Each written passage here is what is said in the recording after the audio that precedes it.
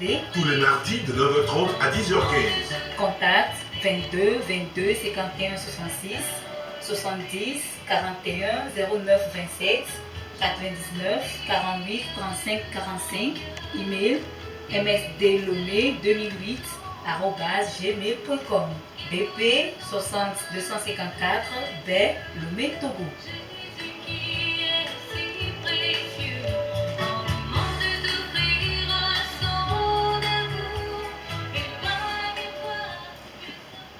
Radio JVA Yesu lon mi be todo la lon o mi to gbe na mi to mi afofo Yesu Kristo be nko wasi laji amesi o be nko mi le sele mo ya no ale nye do gbe de la o Emmanuel be diama Abuja be nko mi le se mi ga le mi abe nu sonsron be tanya gans yo don kone be MSD Media Service Diffusion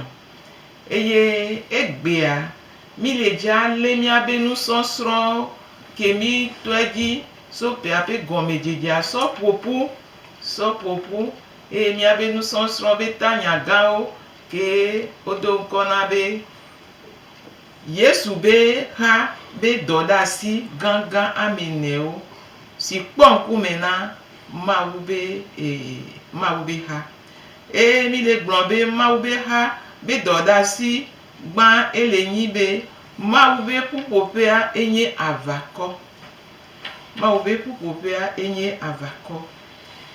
vegwa ma ube pupopea enye doyope luvome pe doyope luvome ple gotasien gomene luvome agbe po doyokwa ntila chan ela pasedo etogwa elenyi ma ube pupopea enye pome si to te do ma ube ronronu ji pome si to te do ma ube dodo ji pome si to te do ma ube tame dodo ji enegwa elenyi nu srompe ma wuwo mi be na mi asron nu yeta mi apeto Kristo agbon be mi hei mi awo nye duko ni nu srola we doda si won pon kuma na mi porupo kuro anti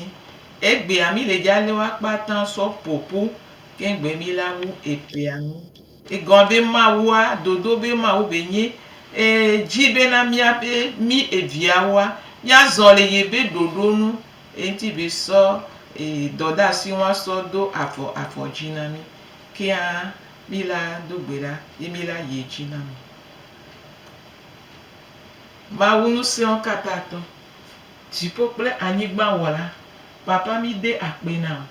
de agbegbogbo ata mi de akpe na de la mesi ata mi de akpe na da me nveve si ga sumi asi be na mi aga no tepe si aido aji kudo amenuve na fofo ido de gibobobo mi so do pe gbantu ana ejiko ja senya papa mi so da si o me na tro asi le wanti be na wa senu le gbogbo me wa senu le egota susuo na trova gbo be na wa se aponu fiofio be na lolonu nwe wa no aji gbogbo ko pe pere wanti pe lolonu nwe be na wa ni eji wola papa pe na be na oje gan me kuro mi ba yeji be na mi ason ti ko pe ana o le ka ni Yesu Kristo be nkomi amen enyo nya yeji le kia mi ogbo de dugo sare abena Yesu pe ha sikedo anyina dodo amene le si emi yo dodo kata mi ale opofu gbe ale mi adegbe me ogbe nle le bebe na me amedegbe mo ogbe na ele we kale jibe mi wo mi ame to se no wo mi ame ponku ponu ela bena nusi osike mi le gbo le tepe si ala ela ilo Adam Demo alo misko yo be YouTube amesha me jila po ni anya nusike mi le gbo la na YouTube ji ne ko po Emmanuel Abuja kwa ala kere nu so son si onti le peple abroti gbe me french gbe me ma one yira mi to se no wa ma on tone no pa ple mi be na mi ase na gome mi le pompo so nka otri ape gome jeje e pe ame gome jeje kaka egbe la mi le do otri we fe ame sa le fia nya wunu la mi la le musiko mi blo le pe ame kata pofu ne ame siko mo kplo mi ado wa wa do susu de kuro nusko mi plantila e mi ya gbo bena Yesu ke fa yigba dia di la de agbeto la ye to va ya sia ye to kuro mi ata e ko e pe hula ni e ye gbo bena ye be hala e ti pe pa gbo ma do to tete le dio e ti pe pa gbo ma do to tete le dio la be agbo le gbogbo o ku to le voilà ma do to tete le dio voici que mi le sende que gonora egbe la e ti pe pa gbo do to tete lo e ha me aji e ye musiko ma jowa ele jole ha na me wa nike nyameto senku eye gbogbo koko na pele mi ati ye musiko ni agbon la nya senale gome eye nya khle Matteo pagbale etable ave fo ni pipi we ni so ile we ati de que nous serons là we de kao yi Galilée de to si fia o di ta flate eye Yesu te va ogbo pour nao blobena ocho nusin kata si le difople anigba dila de asinam yeheyi dawo tuko kata ne wani nusrolawo mia de mautita nao de tola fofola ple vila ple gbogbo kokwera nkwala ple nkwame nyafiao pena wawo nusio kata medona mila eye kpoda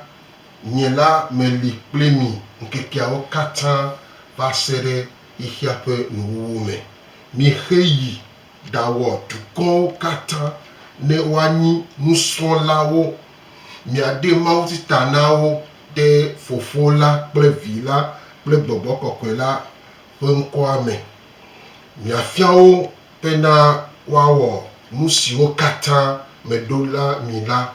eye kpoda nyela meli plemi nkekiao kata vasere ihiape nuwume obe Yesu te va wagbo Yesu te va wagbo fonunao blobena ocho nusin kata si le difople anigba dila de asinam amen Amen. nusin sikele le difo nusin sikele la anigba di la anigba me tumela Yesu bo so dasinae bi heyi nyao ebe dukon ani ebe nko nuson lawe wa fia onu et nous le fions noir elle les pas plus que quand on a fait nous Yesu foisi akọ bo so nous sensi le difo pe anigba la so de masime ye degbe abena bi heyi eni mi heyi va wa me dukon wa ni ebe nuson lawe wa son nous entita pupuya me mi de enwa menesia ke ni dodo amenesi ke Yesu gbobena imeha wa pere hanti kuro dodo amene antila pupi ke me fifia Matteo pas dans les tables avec voni pupi ou asi le ke so ile blave la ye me mi de nene ma pe ne alega Yesu be ha ni abakon Yesu be ha ni doyope Yesu be ha ni fome Yesu be ha ni nusrope puisque ni refia la et nous subon le mo be mi heyi nya o me dukon et nous serons là we wa fion nuwo kuro be ha ni nko abakon ye be ha ni nko doyope ye be ha ni fome et be ha ni nkata nusrope wa nya le fufu ale kebena e be ha ni abakon nkatiye ye be Yesu be ha ni abakon lo e gbon le ba ile nyabubu me bena ye do ha ani be tie peut pas gbo ma do to tete le dio tie peut pas gbo eni gbogbon o fon pe gbogbon o ase gbogbon o ta gbogbon o aya me fo di si ape nu se o sikono lo wa daga popo si amela e be na o ma do nu se le pe ha dio e si ma je la e ba de sofia be na tie peut pas gbo o do to tete le ani banji kaka gere hame wa pire mi lura nya bena amesha me kere va Yesu agbola e jole tepere e jole pomere me pome kame mi doso pome gbogbodo lela obe gomedo pe yin ko e tron foju subo alakpa subɔsubɔ wo xalo le nyi alakpa subɔsubɔ me ha wo kengbe trɔ wo tsa le amomia me gbogbo ɖo le ko dzi mi le trɔ be nuwɔ me la ona mi tsi mi nu o do do ne mi o si do ne mi le si wo si wɔwɔ wo o dala o tsa na mi o si ahadaƒu ve o na mi sɔ nu yibɔ ɖe de me ti de me eye ame ɖewo mlɔ vodzu kpa me ame ɖewo dze vodzu ame ɖewo le sɔ da si ne legbawo ƒome ɖewo le kom le dzi viwoa wo va biɔ ɖevi siwo le trɔ gbɔ eye ɖevi siwo va wo dzi wo nuke va dzɔ nɔ ne nenema ɖevia va sɔ eƒe agbe na Yesu Kristo la aleluya va nu si ke ne va to na sɔ la me la gbɔgbɔ si ke gbɔ va bia le la ebina dzi etina ɖevi yawo yome ena be ame gbogbo ɖe gbewo le xamea mea wo le do gbe ɖa wo tsi ŋdɔ wo to na zã wo ɖisa to nka gbedoɖaƒo kaka va etsi kɔ na nuka ŋuti o wɔme do desi do bena eham fia do desi do bena ɖe eƒome ko dzɔ soa ɖe ƒomea li ke ɖe etrɔ dzi eye wo ƒome ɖewo le ŋutɔ tsã wo ta si wa ɖokui na abɔsaŋu sɔ kpɔ ga ye sɔ kpɔ nɔnɔme ye sɔ ɖo nu ɖe le anyigba dzi eɖewo lea aɖe srɔ̃ la woyi nuwɔtɔwo gbɔ yewo be sabowo sɔ ɖe nyɔnuwo eye nyɔnuwo tsã woyi ɖo asiyɔƒe alo kutɔwo sɔ ɖe nusrɔ̃a ye fisia wodzi ɖeviwo le nu siawo mea ɖe nuka ɖeviwo la va zu o nuka gɔme ɖeviwo la se o ena be gbevu ahamolawo aditamayɔlawo nutasese fiafia dzoglasuwo gbogbo tɔwo le la atsɔ nudzidzilawo be kedze gbesa me wo be sabo gãgãgãgãwo be yeatu nu sia gra ne eɖewo be yeve kpɔ ga eɖewo be yeawɔ nu ya leke kutɔ keke nu siawo la yeƒe gɔmedzedzea so ƒomea me eye nenema be amewo va Kristo me ekɔ va Kristo me la womemɔ nu dze ŋuti o eŋutita si ke womɔ nu dze ŋuti oa dzidzɔe nyi na abɔsamu ya bena esi ke womɔ nu dze ŋuti o ale minɔ yi ko minɔ subɔ Mawua vɔ le subɔ Mawua edeme nyɔ na wo eye woaƒe nuwɔnawo la enyi veve sese me nya eŋutita Yesua bena le yeƒe xa ɖe eɖo la nyi aʋakɔ esi ke nenema me amea va edzo le ƒomea me sɔ eƒe agbe na Yesu Kristo la enu dzi wodo ti nɛ wode gawo le alɔ nɛ eɖewo ta vodzuwo ma wu vodzuwo ma vɔ eɖewo doe na wo si awu ene womlɔ sikudo nuwo me la ehiã be eha ɖo la wɔ numetoto alo aku nume ku nenema ma ameawo ado gbe la woata elabe nubabla le funu wobla nu kple asewo woɖu zo kpakple trɔwo eye fiƒode kplɔ wa ɖo fiƒode kplɔ wa ɖo wobe ame sia ame ke ne de tagu ne abɔsaŋu kple ebe gbasiviwo la fiƒode kplɔ ɖo mawu gblɔ bena mi ma de tagu ne trɔ leke o ame sia ame ke do tagu ne trɔ la dzidzime etɔ̃lia kple enelia la mawu ƒo fi de wo eye bena ɖewo le gblɔ bena dzilawo ɖu fɔ dzi eye ɖeviwo ƒe nume va nyrɔ yibɔ nu si ke dzilawo do si la gbogbo tɔwo zu adome nyi nukplɔmi do nu siawo ɖo la fiɔ amewo wola fia mo le hame ame bena ɖe ƒome ko dzɔ soa lekeleke le gɔmeɖokpea mu nyɔ woɖo la gbã gɔmeɖokpea nyi nubablawo gɔmeɖokpea nyi fiƒodewo gɔmeɖokpea nyi trɔwo ke wola fia wo woata si nu siawo le ne yayra ƒe ŋugbe ke mawo do na woa ave me ŋutita bena Yesu do me xa bena ɖe etieƒe va gbo maɖo tɔtete le dzi o woɖo la wɔ ɖe sia ɖe bena ame sia ame ke ne le hame la axɔ tutu ɖo ku ɖo gbɔgbɔme ƒe aʋawɔwɔ alo afia nu amewo kaka la kpɔ bena ɖe woanya nu si ke wogblɔna bena nukata gbɔgbɔwo dodo kpɔ agbɔgbɔme ƒe aʋa leke la yi ɖo egbea dzi edo gbe ɖa axɔ luvɔwo le abɔsaŋu si la woɖo la fia haviawo woɖo la fia hamewo woɖo la lo da ɖe woado gbe ɖa le woata woaŋutɔ awɔ numetoto kpakple gbɔgbɔ kɔkɔea eye woaƒe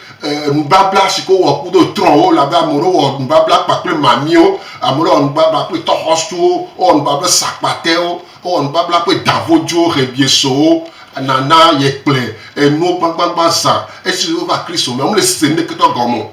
eha be tsi dzedze nyi bena akpere nenema me oti akpɔ bena gbɔgbɔ sia pasi wonyi mo do kuba moro le mi do gbe la moro ta la gbɔgbɔ de wo asi kaka so wa no ba dɔme eonyi nga de no anyigbatɔ la ba si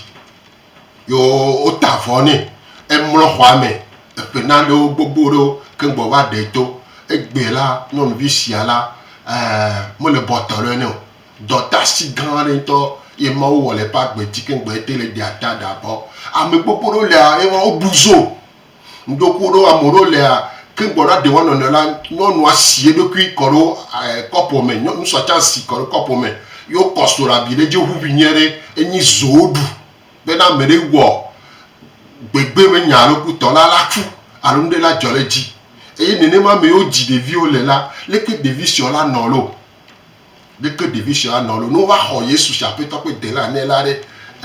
wole paradiso mɔ dzi la alo fukpekpe la va me ena be amewo tsi ŋdɔ amewo to zã wowɔ ɖeke siasia me dede o ŋuti ta eha la yesu do ŋusẽ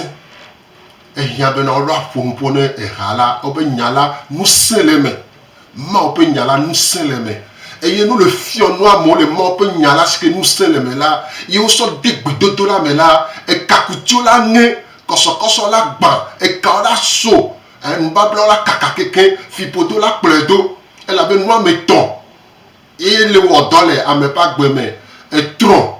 nubabla kple fiƒode enua me tɔn sia la eha ɖo la wɔ siasia ana bena ehameviwo ɖo la do dosi do bena yewo tɔ kudo yewo nɔ la wobla nukpa kple tɔgbi zikpui yewo ƒo adegbe le funu ezu nubabla ye ƒe fiƒodewo tsɔ kplɔna me do ale gbegbe bena wòlé atia la ŋe wòlé kaka la so woyi miɔ dia kaka ame ɖe dzi ha kpɔ bena ye aƒuta me fɔ afi kuku ye ƒe fiƒodea esesẽ ŋutɔ leke la aƒuta le kpɔ afi kuku lo afia so mɔ me ya ewɔ nuzizi me nya ame siwo trɔ dzi me wole tsɔtsi nyuie ɖe vɔa no lé kaka so no lé atia ŋe fi si ke amewo le fɔ anyɔgbɔ lea ya ne yia wogblɔ be miafɔ mi kukevi eɖe sɔ fia bena ŋɖe kpekpe ŋutɔ le sɔ ɖu ne o ŋɖe kpekpe ŋutɔ le sɔ ɖu ne le anyigba dzi o eŋti ta ehia bena yesu be ha enyi aʋakɔ no wɔ dɔku nenema ma mia la yo fia leke wɔna gbɔgbɔme ʋa la gbɔgbɔ ɖeke ma ɖo tɔtete le dzi o gbɔgbɔ ɖeke ma ɖo ŋusẽ le dzi o no ɖoe la ma dze dzi o egbe wole sa gbedo kristotɔ ele dze wa dzi wole soti ne kristotɔ ele va me wole gbɔn nyo sɔ na kristotɔ sɔ yina ɖe gbɔgbɔvɔwo gbɔ etrɔwo gbɔ le mɔze kple nukutɔ eye ne va ve me la enu sugbɔ dzɔna le kristotɔ gbogbo ɖo dzi ŋɖu la ve me o elabe ame si ke xɔ yesu si aƒetɔ ƒe de la ne yo wɔ dɔ si ƒe agbe ŋuti yo fia ne ko wɔna gbɔgbɔme ʋa la gbɔgbɔ ɖeke ma te ɖoe dzi o tseƒe ƒe agbo ma te ɖo tɔtɔ te le dzi o tita kpui ɖe la yesu va wɔ aʋa le mía dzi bena enua me ve ye mi ɖo la anya nu si ke mi so va eye mi nye la no ƒo ŋƒo ku ɖe ŋuti ne mi míasɔ de gbedodo la me kple sidzedze kple nana si ke mawo na mi nyi gbɔgbɔ me dodo kɔ la wɔametia la anɔ nyuie ɖe eye la se nu ɖe gɔme le subɔsubɔa me no lé atia ma ŋe o no lé kaka ma so madamada ye makpɔ azu kpɔkpɔ mawɔ azu wɔwɔ nɔ le yesu kristu be ŋkɔ me mama vi ɖe le asi wa sigbede ke mi le gblɔ bena kristu be ƒomea enye aʋakɔa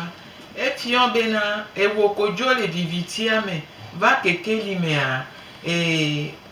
wo ŋutinya do la trɔ ŋutinya wɔ la trɔ egbe ŋutinya wɔ la trɔa wo ŋutɔ la nya fi ko soa racine ekea o do la nya ekea keme o soa kegbe o le dza va to agbe ɖo eke budzi ke le nye yesu kristo be ke le nyi kekeli be kea o do la nya fi ko soa ye o la dzagba bena no nyea ŋusẽ funu o la so ekawawo aso kawawo le aƒo agbeti kegbe eke ye ya la te like o la te like do eke ye ya ke nye yesu kristo adzi ye o ŋutɔ tsã o la te kpɔ bena o la de afɔ la yi gɔ nyui ɖe vɔa ne nye be o mu nyea e la de ƒo nɔ ta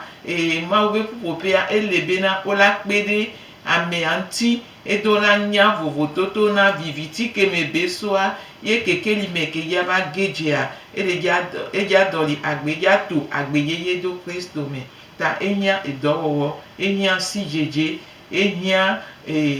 maube kekeli enyo nya yiro evelia di Yesu be ha obe doyofe doyofe ela bena no jole egbo Yesu pe ha ni aba o mepe eyo wa ba eyo duji eye ovala orulato doyofe nkame doyofe yo mi pe de shido bena renana sikini hole me pour mo mela gbogbo ton la ya be herin pour ya be hiaola mo sumiasio ni le pomona nde le pomame va mi a pe de shido be le pomame la lon siko so remi la mi ni ma pe lon yo apase sin be lon yo wonu ya atiame anu no lo onyoere olopo olo oto la home eye o yo na to le school nyoere la o la lonyo gbo lon sia la mi ni mo pe lon yo eye dila lo gbogbo le o do amoro koloji o blanche hane o funao o sunao honvi tagbo funonto le kolelo ya lare o chala fa wonde ajame todia enya fuflu enya gbegbelo amoro le ato o pe npopo fo sagbedo devi obe devi siara egbefu vi le ko ni eji alo nyon vi obo ashawo vi eji gbegbele enya sikene le to le ji lo be me kudo obe no me lo ko fu amoro lo do amoro kloji o fu adomenao o mudunwo nu si o megbe la na na be louvo agbana louvo honabi louvo sena veve amolo le la on desi wa to amolo le mu desi wa no amolo le mu desi wa to cho mu desi wa no cha ko va nya be na ye to mi nya me ayo ye no nya me ala ni veve sese na moro alegbe o me digba di la lo le pepepe voir eta me sese apanye devi wonu ndokube de nyon devia egbakopo ye no le fu kaka ehun van covidine e devi sera mi didiwa devi sera su pevu va le wahasi e be veve sese na be na eno ase veve kaka eyome pe chayi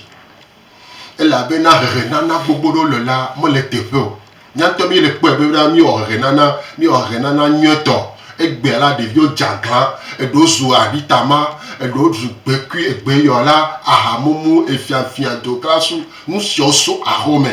dilao lolo ke mo le wa mo wa pe lolo be gola nde pe tom le mo egwa me fu pla la eyin be na nusiko va dossier ni be na nusiko onto le pomona la esike deviam le wela wa awajo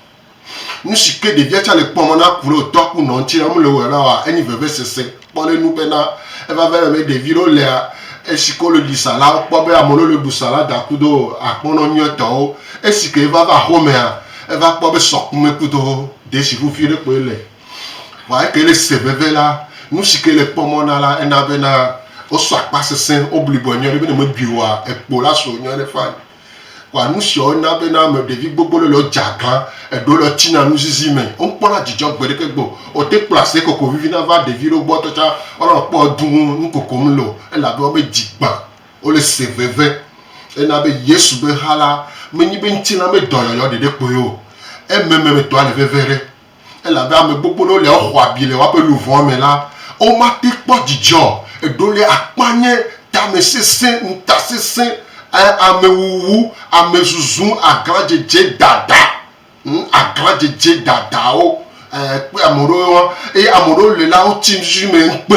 o te pona me kumo tanu na tona o e de sofia be wa pe louvo me hwabi wa pe louvo la e nusu bon jole di bena e ya bena mesia va Kristo me la odola perenti bena aho bo louvon pe toyoyo nya pe louvon amea ye meye eno me tonle le yo bena lolon nu nya ple se la me e mu sia me ton la sia la wa we ni nya pe louvon pe no me ton sia la ne nu sia o hwabi la leke amela te ono no me nyero leke anya la no le lo amoro nyanu on a été des hommes, on a été school voir, kudo veut se ce que ne on peut le voir mais là, on peut nya, elle est chez aussi yo mot de né, il va peut se la mais pour la mon se la mais Jacklan, o Jacklan do Jilao, o Jacklan do Eha, o Jacklan do Pupofeo, et mis le poète bena no yi Pupofeo là, no pas mon nous on a katala là-bas mais tu as trop Jim Kakea. Elle est yeswame, va habiller le louveau mené. Bobo kokwe la be awo dovoir leke abiale le louveau mené là bobo kokwe mate des gens et na be hala et do totete bola le a monsieur d'arrêt wa kunu me paplio wa dogbera paplio bena wa pe louveau là na hodo yoyo wa pe louveau na pon ko bedede e ya ma na me la enu subo jona yo sibele ke mi e blanc élevé bele na ne ame va mawa pemea edola nyabena yihia dododo leibe luvome leibe susume kegwemi abaglon mutilame egombena afike ame aso vale do maube pomea mea omu he to maube dodo anu o omu he kudo maube dodo nyeto ke yo fun kudo nuti fafa ejibode blewu afodo ado afi afodo pe o sigbele kebela yo ena be nene ba mea ne elesia mute nona dodo nweto ameo ebe nu ona o mute so na kudo ma uto a enwa dedia enyi veve sese ne ye amenu veve cha musu jila osibe na wa se gomeo pa jila o chon ba so na kwa pa sese be edola no nene kwe dola no nene kwe nenye be jila on to chom tele nenia oda be kinya nyimu le nenia ebinye la no nene kwo la so pokuru no patan so 20 kuro zuwo kuro inyagbogbo bara okwa ejogbre na devia be luvo kekekeke enana me devia chaka na kengbela gbaba ido sukulu a chicha la so eto so tout tampon reji gbogbogbo chicho blana devio be otagbo kukuto oya leke pa devia nya won la no di lebe susume nya tagbo kukuto mi nya yin mate mo nene be bia nene be amia e ba gbe amute nona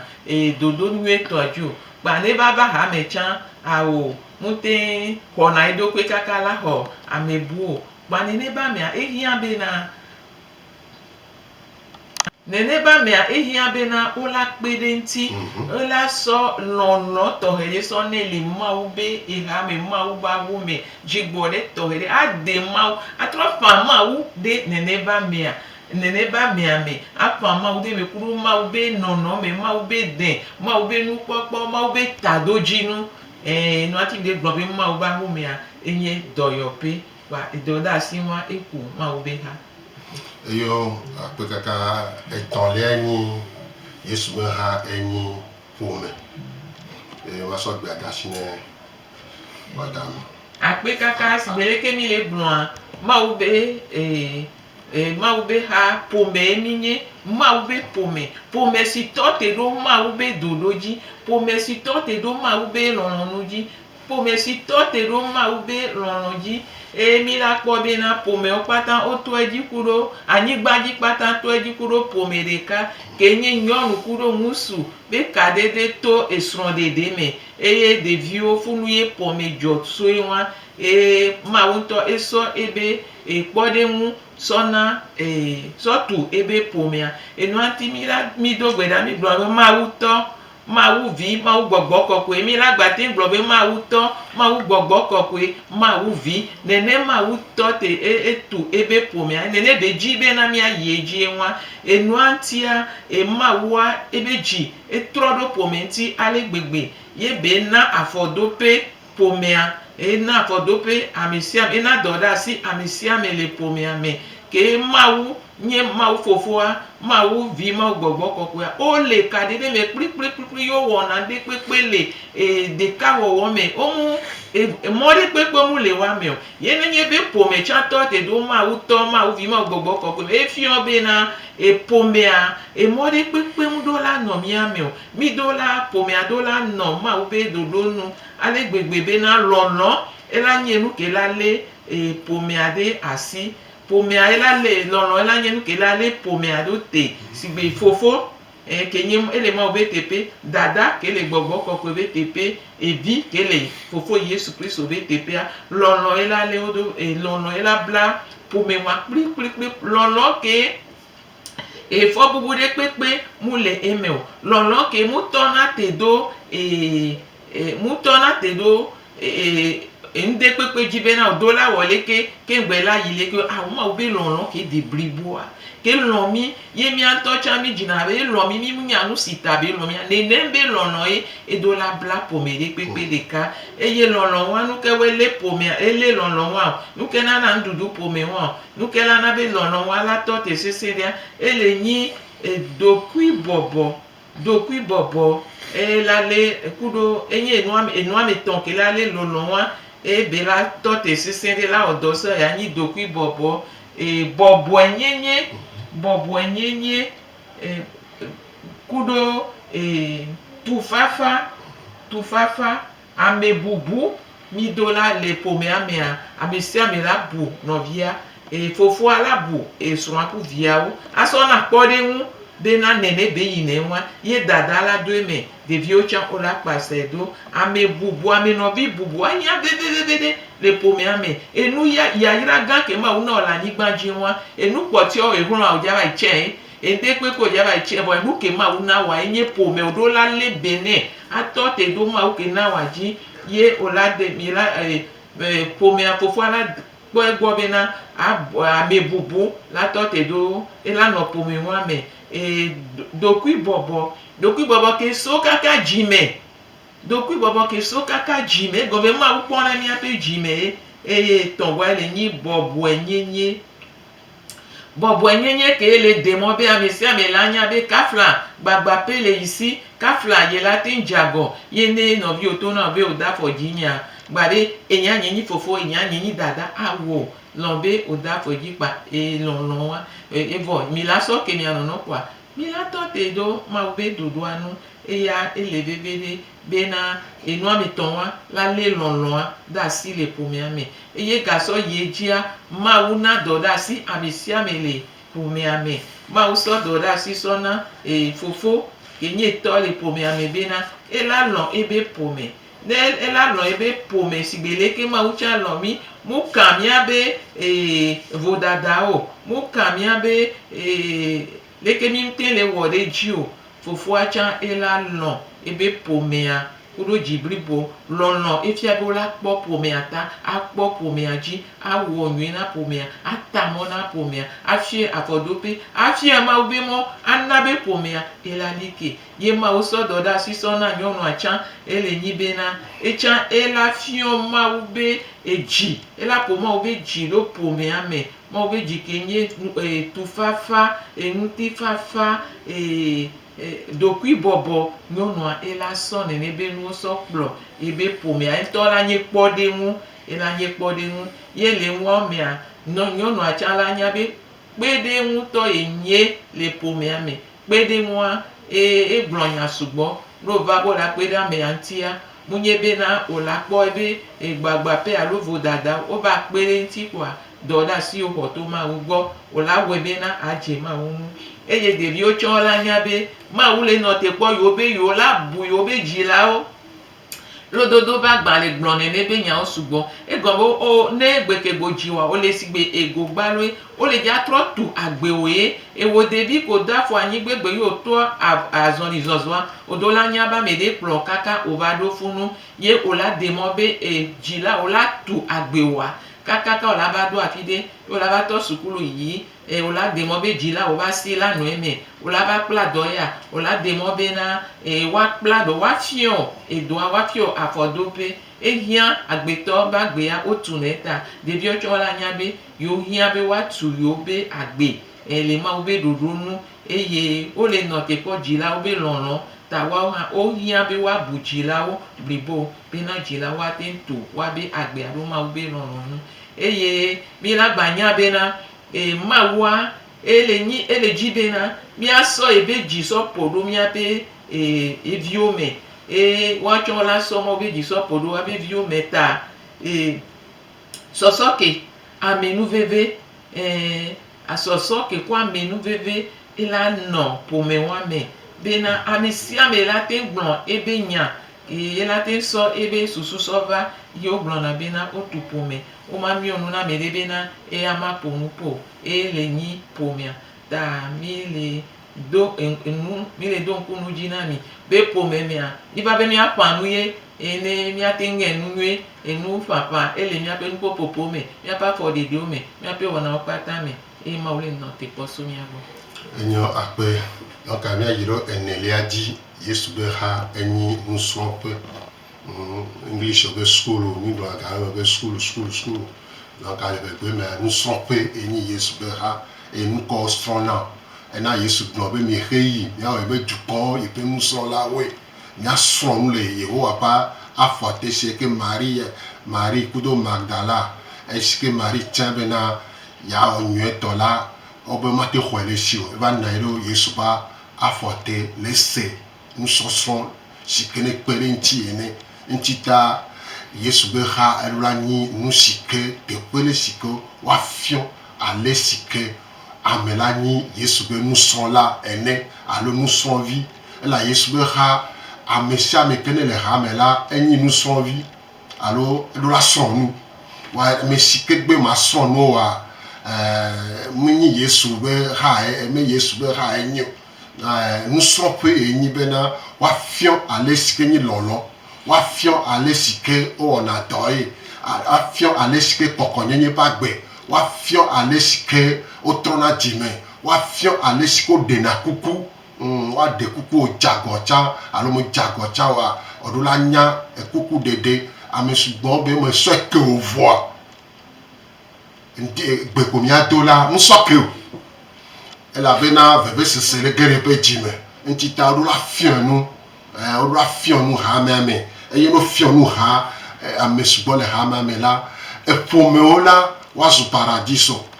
eye eha Yesu me xa tɔ tsã vovo la na anyi ŋutifafa la na anyi eye ne mi kpɔ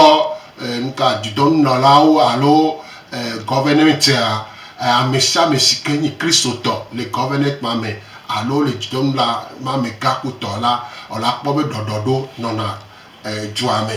sɔ yi dzi la hehenana tsã asi su nɛ sɔ yi dzi la asisasawo kple aɖaŋuɖemɔwo nu siwo tɔ la le gbea mieba sɔ yi dzi la nyasemɔwo radio télévision kudo agbalẽ ke kristotɔwo ŋlɔ la nu siwo la kristotɔ ke ne trɔ dzime la eŋlɔna agbalẽwo ke sɔ kpena le ame kpɔtɔ ŋuti le kametete kple edɔ alo ŋdɔwɔwɔ la ne ame sugbɔ trɔ dzime nyuie ɖe la egbe la kametetewo gbogbo ɖo le la nyabia se dzesi le ta dzi nɛ ke ŋgbɔ ye alo ŋdɔwɔtɔ gbogbo ɖo le gbea woɖa dze wo fi mi le no trɔ be la esɔna yina va xɔ nua la ne wova dɔ la be wo be ŋkpɔ sɔgbe dibibi eye ame gbogbo ɖo nyi kristotɔ wonyi telawo agbedewo kapetawo nu gbogbo ɖo le gbea la wole nua me gbogbo ɖe vɔa kea enyi dzigbanyawo la biɔ se be amewoa kristotɔ enyia wola be kristotɔ enyi eye le da la kpa nenema eye metona nyawoa eye abe hiã bena woɖo la lé nenema ma amewo woafiɔ nuwo le teƒe ame adre si ke tuna dukɔ sia dukɔ la teƒe ame adre le si bena no te xɔ dukɔ sia enyi Yesu be nusrɔ̃viwo yiwo te le nɔ agbe le nyame la meka le dzi bena le teƒe ame adre sia la ɖɔɖɔɖo la va eye dɔwɔƒewo alo dɔwɔlawo kple kametetewo asisasa menyawo gadzikpɔla menyawo kutɔ keke la hehenanawo la wola nɔ teƒe eye dukɔ sia dukɔ si ke te nenema menu la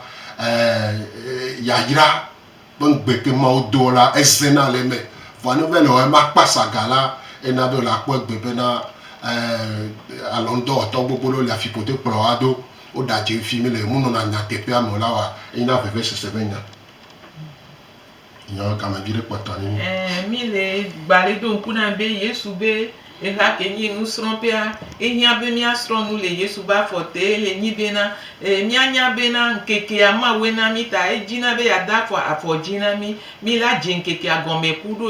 kuɖo ame ɖeka be sɔlime dede ku Yesu axɔ afɔdoƒe axɔ nunya to sue gbɔ axɔ amenuveve ke mi la sɔ zɔn asɔ kplɔ mía ɖokui asɔ zɔn kuɖo mía nɔnɔ le nkekea me ele veve ɖe ye mi ga ɖe gblɔ be hiã bena le nusɔsrɔ̃ me mi la nya ɖe ko se na Mawu be gbe eye mi le ne Mawu le ƒo mi le se Mawu be gbea ela nyo na mi vodada kuɖo no ela de kpɔtɔ eye mía be mɔa dzi tsã ela nɔ bɔbɔe Mawu be gbea ehiã be mía no se ta eŋuawo kpata enye enusɔsrɔ̃ ke mi sɔ le do ŋku nu dzi na mi ye ƒome ke me mi soa funu mi xɔ ŋkɔ le ta mi do la li be na mía be ƒome enyo gamea lili mi vɔ kwa nusɔsrɔ̃ sia la si ke mi gblɔ be Yesu menyi ha nyi aʋakɔ dɔyɔƒe ƒome kpakple nusrɔ̃ƒe la nu si ke mi yɔna be cours biblique par concordance nusɔsrɔ̃ si ke mi wɔ le ablotsigbe me yɔyɔ be média cette division cours biblique par concordance la ne va ve me bena o te wɔ nusɔsrɔ̃ sia la teƒe ene sia ke ne le hame la nyi aʋakɔ dɔyɔƒe ƒome kpakple nusrɔ̃ƒe la la se ŋɖe gɔme le míabe nusɔsrɔ̃ si ke esu blave vɔ ade le blave adea me la no te wɔ nusɔsrɔ̃ sia la o la tɔn dziso o la te ohle biblia so Mose ƒe agbalẽ gbãtɔ me kaka va kɔ ɖe nyaɖeɖefia me eye o la se ŋɖe gɔme ku ɖo Yesu be ha ke nye aʋakɔ dɔyɔƒe ƒome kpakple nusrɔ̃ƒe la ase gɔme ŋuti ta nusɔsrɔ̃ sia la edzo le ablotsigbe me Frenchigbe me vana ame ɖe kpɔ bena yakpe le mía ŋuti míatrɔe va vegbe me tsã la enunya le enyi sa le fia míana míabe kaƒomɔwo la si ke ne le WhatsApp dzi la ne nya biɔse ɖe le asiwò la ate yɔ abiɔse eye wòle ate yɔ mi le 70 41 09 27 70 41 09 27 99 48 35 45 99 48 35 45 90 34 31 53 90 34 31 53 yo no di be ya o nusɔsrɔ̃ sia le Adam de Mɔdzi la www.msd-junioronline.ch www.msd-junioronline.ch quoi on la te awele Adam de Mɔdzi ala ba kpe ɖe ŋuti gbogbo ɖe ŋutɔ ŋuti ta akpe na mi bena mi se nu si ke mi gblɔ yo mi de akpe na mi kea mi le do mía fofo Yesu Kristo be dzigbezã va zã bɔkɔ na mía kpata amenuvevea ne de mɔ be mía kpata mía ɖu azã le Mawu be amenuvevea me kuɖo Mawu be lɔlɔ̃nu me Yesu Kristo be ŋkɔ me mi sɔgbe ame ɖe kpe ke le dzi mía nu ba ke mi na ne nya ke mi gba le dzi la se gɔme kpea mɔ ɖeɖe le papa Mawu nu siwo katã tɔ mi de akpe na wo bena wo va kplɔ mi le ɣeyiɣia me yo gasɔ enyawo sɔ do dzidzi na viwo ŋusẽ katã tɔ wònyi ta mi biɔ be gbɔgbɔ kɔkɔ be ŋusẽ ɖe kplɔ nya ya ɖo ne yi edzi le woaƒe dziwo me woaƒe susuwo me bena woase nane gɔme ene woate zɔ ɖe dzi bena papa woakpɔ dziɖuɖu eye woaƒe agbea katã nanye dzidzɔsɔ eye bena woanye sidzedze viwo na wo elabena sidzedze manɔe mea wo dukɔ tsrɔ̃ na wo le dzi be wo dukɔ ne tsrɔ̃ ta na sidzedze ƒe gbɔgbɔ mía kpata le Yesu Kristo be ŋkɔ me. Amen amen enyo blalagbe la mi la hun ka ne mi ene nya biɔse le asiwɔ la le le asi sesẽ ɖe ne gamea sowɔ kpɔa la yi o.